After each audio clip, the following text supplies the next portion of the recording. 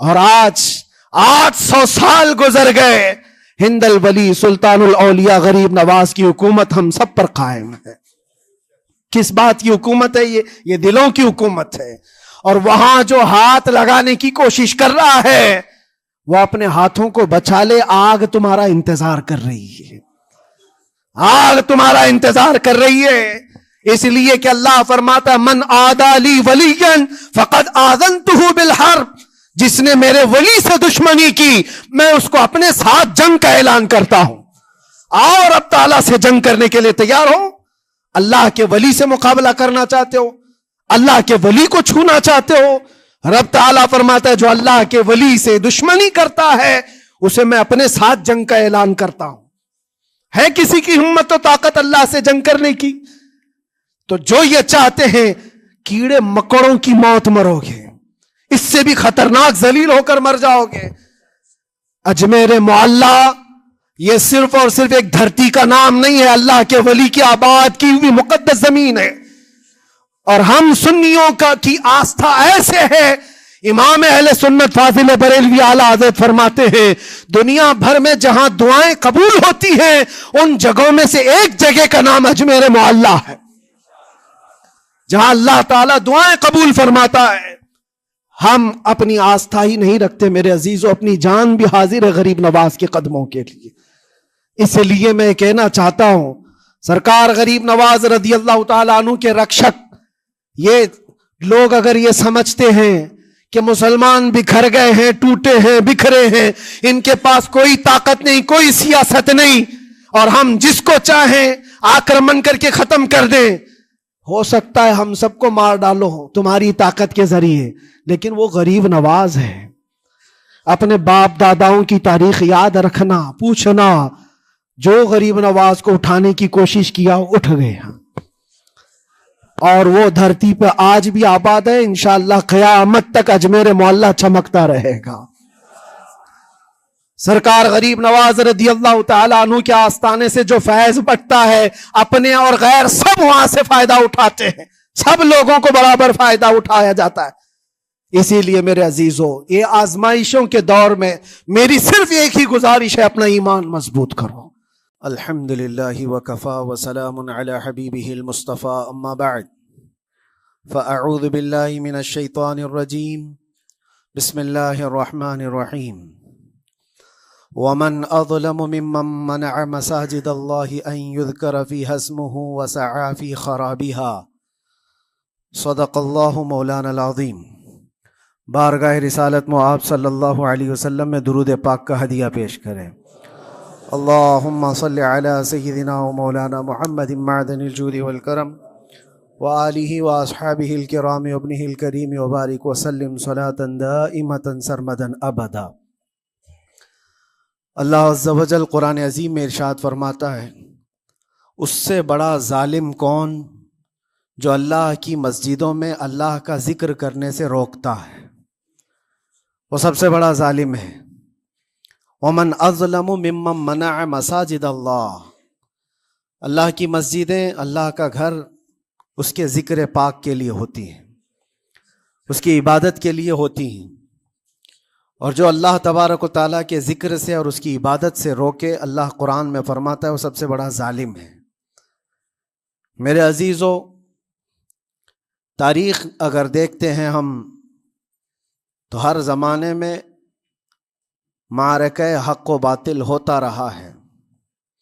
باطل طاقتیں ہمیشہ یہ چاہتی ہیں کہ اللہ کے ذکر کو روکیں، کیونکہ طاغوت شیطان جس کا ذکر قرآن میں ہے وہ ہمیشہ سے یہ چاہتا رہا ہے کہ اللہ کا ذکر کرنے والوں کو روک دیا جائے، کیونکہ اس نے اللہ تبارک و تعالیٰ سے یہ وعدہ کیا، چیلنج کیا تھا، لَأَقْعُدَنَّ لَهُمْ صِرَاطَكَ الْمُسْتَقِيمِ، اے رب میں تیرے سیدھے راستے پر بیٹھ جاؤں گا، ثُمَّ لَآتِيَنَّهُمْ مِنْ بَيْنِ أَيْدِيهِمْ وَمِنْ خَلْفِهِمْ وَعَنْ أَيْمَانِهِمْ وَشِمَائِلِهِمْ، اور میں اس سیدھے راستے پر جو بھی گزرے گا اس کو کبھی سامنے سے آ کر بہکاؤں گا، کبھی پیچھے سے آ کر بہکاؤں گا، کبھی دائیں سے کبھی بائیں سے، اور اللہ تبارک و تعالیٰ سے شیطان مردود یہ کہتا ہے وَلَا تَجِدُ أَكْثَرَهُمْ شَاكِرِينَ، تو تیرے بندوں میں شکر گزار بندے نہیں پائے گا۔ مطلب یہ ہے کہ ابلیس لعین مسلسل یہ کوشش میں ہے کہ اللہ تبارک و تعالیٰ کے بندوں کو اس کے ذکر سے دور کرے، اس کے شکر سے دور کرے۔ آج بھی وہ کیفیت ہم دیکھتے ہیں کہ سب سے زیادہ اللہ کے ذکر سے روکنے کے لیے جو شیطانی طاقتیں کوشش کر رہی ہیں، مگر میرے عزیزو یہ تمہارا امتحان ہے، تمہارا امتحان ایسا کہ کبھی یہ مت سمجھنا کہ تم خالی ہو، کیونکہ قرآن پاک اللہ تبارک و تعالیٰ 21ویں پارے میں فرماتا ہے احسب الناس ان یترکوا ان یقولوا آمنا وهم لا یفتنون، کیا لوگ یہ گمان کر کے بیٹھے ہیں کہ وہ ایمان لے آئے تو ہم ان کو آزمائیں گے نہیں، یا ان کو چھوڑ دیا جائے گا؟ جو ایمان لایا ہوا بندہ ہے وہ آزمایا جائے گا۔ ایمان اگر تمہارے پاس ہے تو تمہیں امتحان سے بھی گزرنا ہی ہوگا۔ یہ ایمان کسی حلوہ پراٹھے کا نام نہیں ہے کھا کر کے مست نیند سو جائے، پھر اسے اس دار فانی میں، اس دنیا میں امتحانات سے گزار کر کے اپنے ایمان کی کسوٹی کو دکھانا ہوگا۔ اسی لیے قرآن یہ بھی کہتا ہے کہ تمہیں کیسے کیسے آزمایا جائے گا، وَلَنَبْلُوَنَّكُمْ بِشَيْءٍ مِّنَ الْخَوْفِ وَالْجُوعِ وَنَقْصٍ مِّنَ الْأَمْوَالِ وَالْأَنفُسِ وَالثَّمَرَاتِ، ہم تمہیں آزمائیں گے کبھی بھوک سے، کھانے کی قلت سے، اور کبھی خوف سے، ڈر آئے گا تمہارے پاس، اور پھر اللہ تعالیٰ فرماتا ہے کبھی مال و دولت کی کمی سے، وَنَقْصٍ مِّنَ الْأَمْوَالِ وَالْأَنفُسِ، کبھی لوگوں کی جان چلی گئی ہو، کثرت سے تمہارے عزیز مر گئے، یہ بھی آزمائش ہے، اور پھلوں کی کمی۔ اللہ تعالیٰ فرماتے ہیں یہ 5 چیزیں ہیں جو تمہاری زندگی میں آئیں گی اور تمہیں آزمایا جائے گا، اور ان کمیوں کے وقت تمہارا ایمان دیکھا جائے گا، تم کیا کہتے ہو۔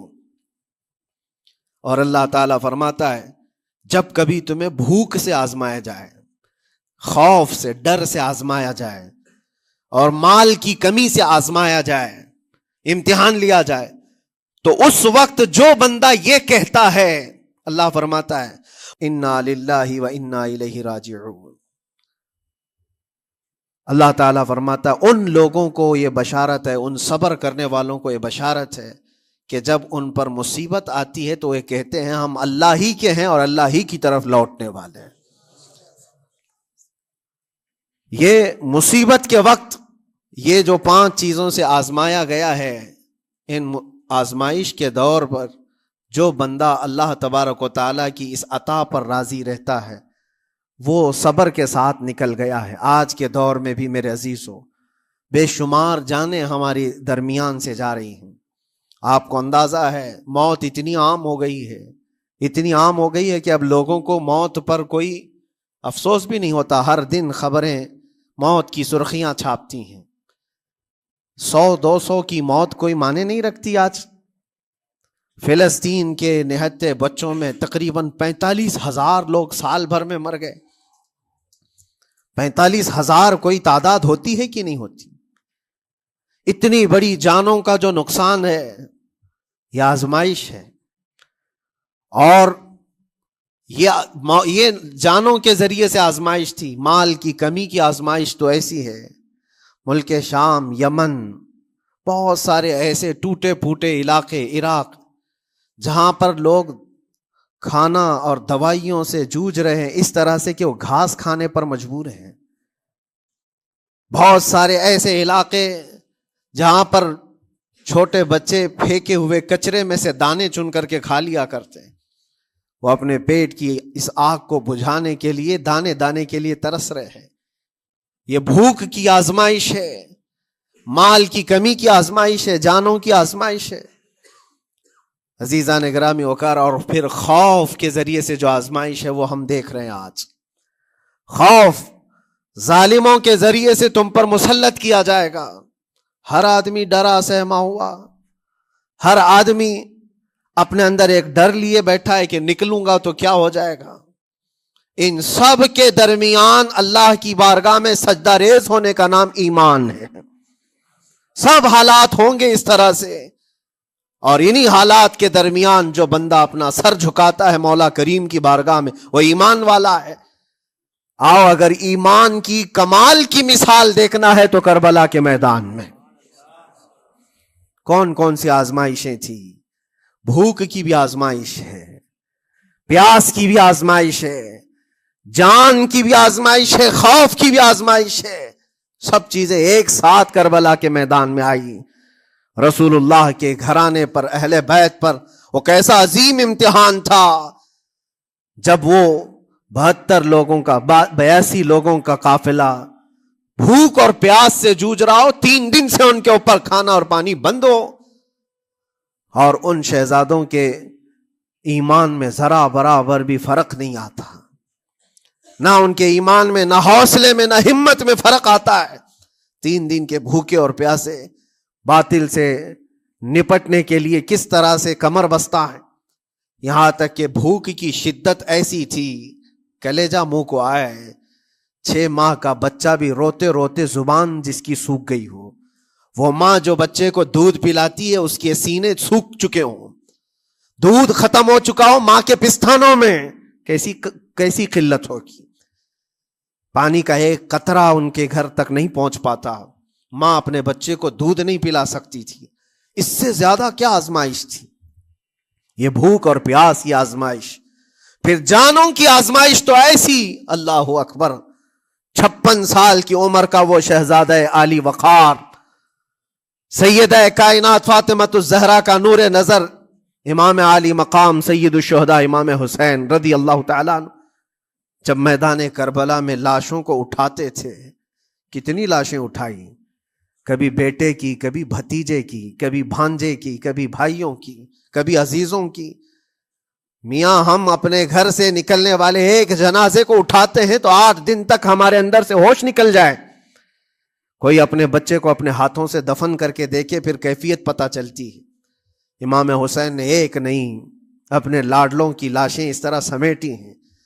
ان کے جوان بیٹے علی اکبر کو جب شہید کر کے گھوڑے دوڑائے گئے تھے جسم کے اوپر سے، ٹکڑے الگ ہو چکے تھے، اس کو سمیٹتے ہوئے کون بیٹھا ہے؟ رسول اللہ کا نواسا. اور 6 ماہ کے بچے کو ہاتھ کے اندر ظالموں نے تیر سے ایسا مارا تھا کہ حلقوم پہ چلا گیا ہو. اور 6 ماہ کے علی اصغر کا خون جب امام حسین کے چہرے پر اچھل جاتا ہو، کسی باپ کے ہاتھ میں بیٹا وفات کر جائے اور پھر وہ لے کر کے خیمے میں آئے اور ادھر سے بلکتی ہوئی ماؤں کو اور بہنوں کو بھی دیکھے، ان میں بھی صبر کی تلقین دے. کبھی کبھار میں سوچتا ہوں اللہ یہ کیسے امتحانات سے گزرا تھا فاطمہ کا لال، کیسے امتحانات سے.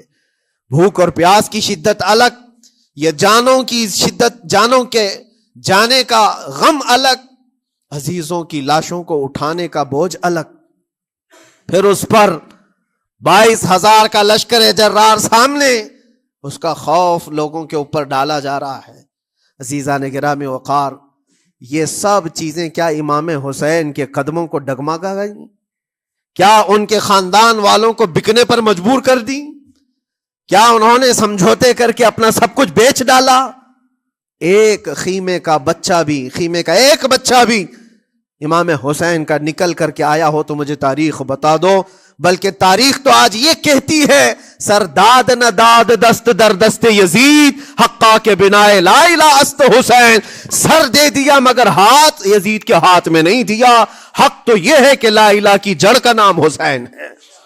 آج وہ امتحان قیامت تک کی تمہارے ساتھ ہوتا رہے گا، قیامت تک تمہارے ساتھ یہ آزمائش ہوتی رہے گی، کبھی بھوک سے، کبھی ڈر سے، کبھی جانوں کے نقصان سے.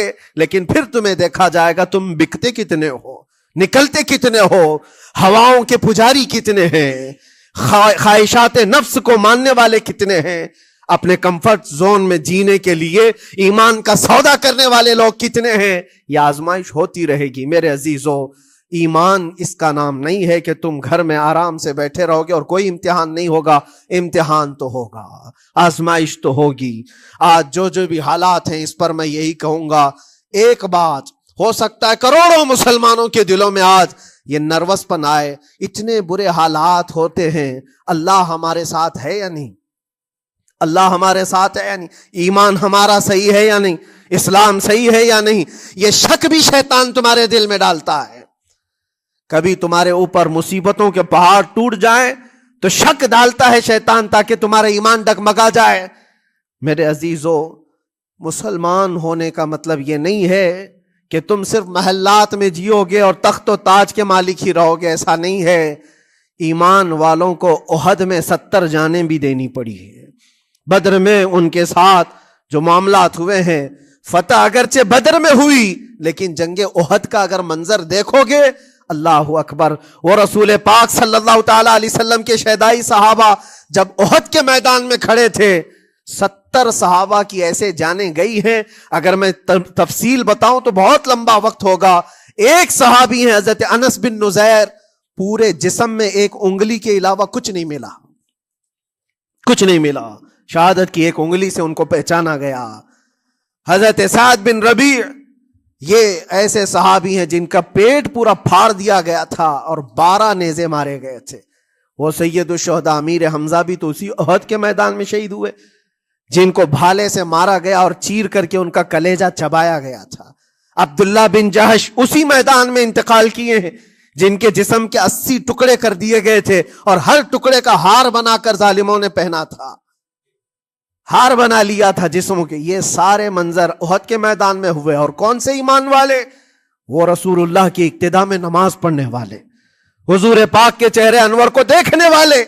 جب ان کے ساتھ یہ آزمائشیں ہو سکتی ہیں تو ہم کون سی گاجر مولی ہیں؟ ہمارے ساتھ بھی آزمائشیں ہوں گی۔ جس کا جیسا ایمان ہوگا ویسا وہ امتحان بھی دے گا، اسی امتحان سے وہ گزارا جائے گا۔ مگر میں آج کروڑوں مسلمانوں کے دلوں کے بارے میں یہ بات کہنا چاہتا ہوں کہ اگر نروس پن ہے کہ یہ حالات ایسے کیوں ہیں، حالات ہر زمانے میں ہوتے رہیں گے۔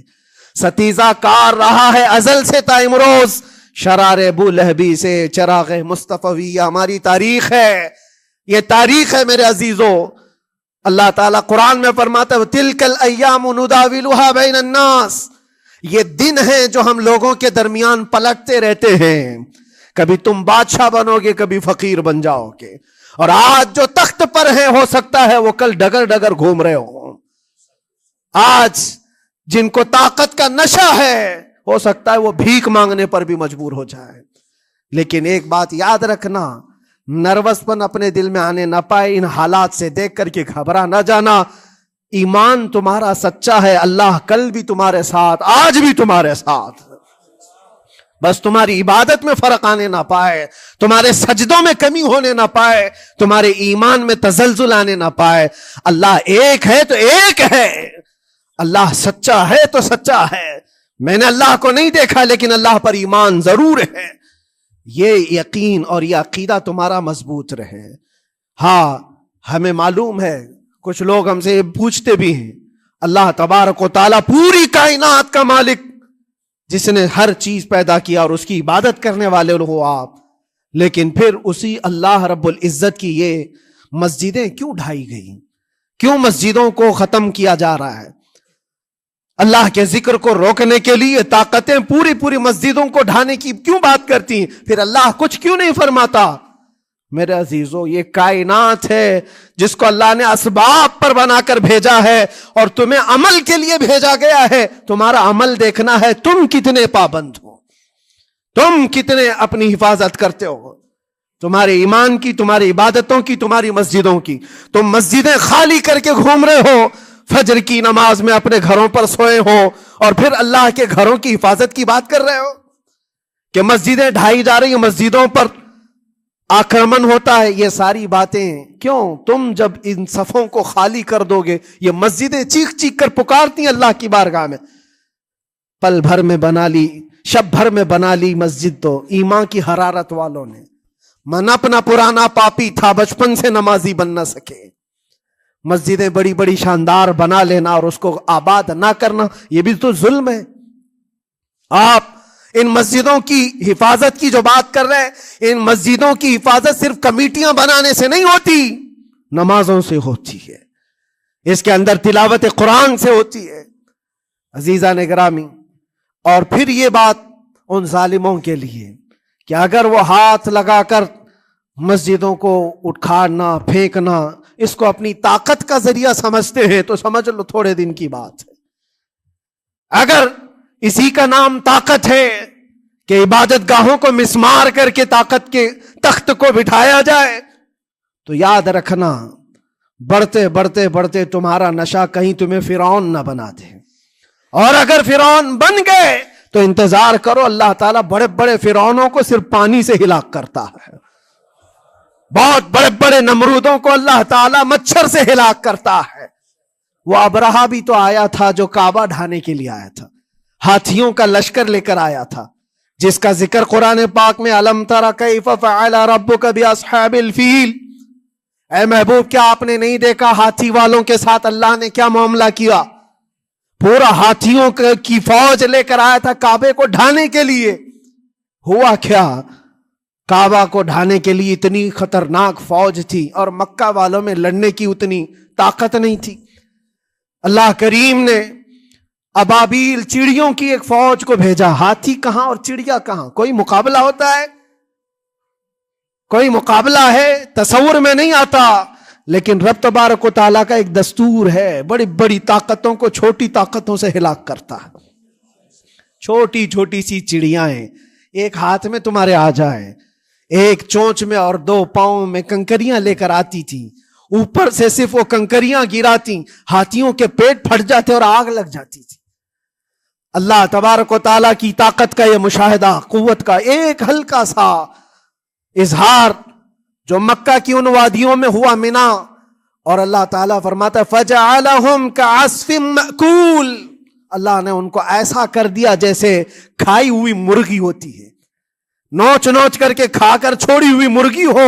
پوری فوج کی حالت ایسی ہو گئی تھی. کعبہ مکرمہ کو ڈھانے کے لیے آئے، تب اللہ تبارک و تعالی ظالموں کو کس طرح سے نیست و نابود فرمایا. ہمیں یقین ہے میرے عزیزوں، اللہ تبارک و تعالی وہ ابابیل بھیجنے والا مولا آج بھی زندہ اور ہمیشہ زندہ رہے گا. وہ حی اور قیوم ہے، ہمیشہ سے زندہ ہے اور ہمیشہ زندہ رہے گا. لیکن تمہارا امتحان ہوتا رہے گا، تمہارا امتحان ہوتا رہے گا. اللہ کے نبی صلی اللہ تعالی علیہ وسلم کے لیے مدد آئی ہے تو اس کا مطلب یہ نہیں ہے کہ وہ صرف بیٹھ کر کے مدینے میں دعائیں کرتے تھے. نہیں، عمل کے میدان میں اترے بھی ہیں. صحابہ نے بھوک اور پیاس برداشت کی ہے، کتنے کتنے دنوں تک وہ ایک کھجور پر پورا دن گزارتے تھے. پیوند لگے کپڑے. حضرت ابو ہریرہ فرماتے ہیں ہم تو ایک جنگ سے ایسے واپس آئے تھے کہ ہمارے پاؤں کے پورے ناخن اکھڑ گئے تھے، پاؤں کے ناخن اکھڑ گئے. خندق کے میدان میں خود نبی پاک صلی اللہ علیہ وسلم اپنے ہاتھوں سے خندق کھودتے رہے اور پیٹ پر پتھر باندھنا، یہ سب مشقتیں سٹرگل کیا ہے. پھر اللہ سے یہ دعا کیا مولا تو اپنی مدد بھیج دے، تو اپنے رحم و کرم کی بارشیں برسا. اور ہم یہاں مست کھا پی کر کے پھر دعا کرتے ہیں مدد آ جائے. تم نے محنت کون سی کی، کون سی مشقت کی؟ میرے عزیزو، اگر محنت و مشقت میدان میں اتر کر کرنے کا موقع نہیں ہے تو عبادتیں تو کرو اپنی پوری، اپنی نمازیں تو کمپلیٹ کر لو اور اللہ کو راضی کرو. اپنے گناہوں سے اگر وہ غضبناک ہے تو توبہ کرو.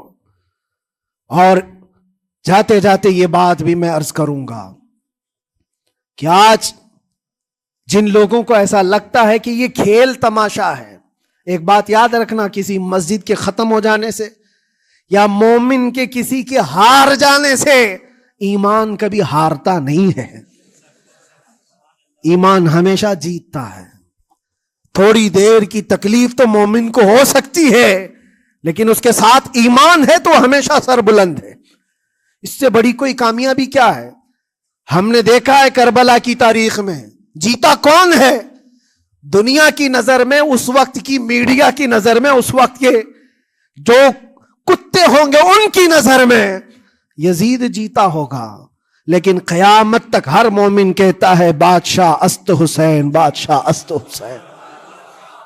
ایمان کی جیت ہمیشہ ہے، اگرچہ وہ ٹکڑوں میں بدل جائے، اگرچہ وہ 1000 ٹکڑوں میں ہو جائے. آج بھی پھریرا لہرا رہا ہے تو حسین اعظم کا لہرا رہا ہے. اسی لیے یاد رکھو صرف تخت پہ چڑھ کر بیٹھنے کا نام جیت نہیں ہے. ابھی الیکشن بھی گزرا, کچھ لوگ نروس ہوں گے کہ ہم ہار گئے. اگر وہ ایمان والے ہیں, سچے ایمان والے ہیں, تو انہیں یاد رکھنا چاہیے جیت اور ہار صرف تخت حاصل کرنے کا نام نہیں ہے, دلوں پر حکومت کرنے کا نام جیت ہے. اور آج 800 سال گزر گئے, ہند الولی سلطان الاولیاء غریب نواز کی حکومت ہم سب پر قائم ہے. کس بات کی حکومت ہے یہ دلوں کی حکومت ہے. اور وہاں جو ہاتھ لگانے کی کوشش کر رہا ہے وہ اپنے ہاتھوں کو بچا لے, آگ تمہارا انتظار کر رہی ہے, آگ تمہارا انتظار کر رہی ہے. اس لیے کہ اللہ فرماتا من عادی لی ولیا فقد آذنتہ بالحرب, جس نے میرے ولی سے دشمنی کی میں اس کو اپنے ساتھ جنگ کا اعلان کرتا ہوں. آؤ رب تعالیٰ سے جنگ کرنے کے لیے تیار ہو. اللہ کے ولی سے مقابلہ کرنا چاہتے ہو, اللہ کے ولی کو چھونا چاہتے ہو, رب تعالیٰ فرماتا ہے جو اللہ کے ولی سے دشمنی کرتا ہے اسے میں اپنے ساتھ جنگ کا اعلان کرتا ہوں. ہے کسی کی ہمت و طاقت اللہ سے جنگ کرنے کی؟ تو جو یہ چاہتے ہیں کیڑے مکڑوں کی موت مرو گے, اس سے بھی خطرناک ذلیل ہو کر مر جاؤ گے. اجمیر معلیٰ یہ صرف اور صرف ایک دھرتی کا نام نہیں ہے, اللہ کے ولی کی آباد کی ہوئی مقدس زمین ہے. اور ہم سنیوں کی آستھا ایسے ہے, امام اہل سنت فاضل بریلوی اعلیٰ حضرت فرماتے ہیں دنیا بھر میں جہاں دعائیں قبول ہوتی ہیں ان جگہوں میں سے ایک جگہ کا نام اجمیر معلیٰ ہے. اپنا ایمان مضبوط کرو, جیسی بھی مصیبتیں آئیں طاقتیں آئیں تمہارا سجدے سے سر دور نہ ہونے پائے, اللہ سے غفلت ہونے نہ پائے, تمہارے ذکر و اذکار میں کمی ہونے نہ پائے. مسجدوں سے دور بھاگنے کی کوشش نہ کرو, واپس آ جاؤ, اللہ کی رحمت قریب ہے. قرآن میں اللہ فرماتا ہے الا ان نصر اللہ قریب, آگاہ ہو جاؤ بے شک اللہ کی مدد بہت قریب ہے. وآخر دعوانا الحمد للہ رب العالمین.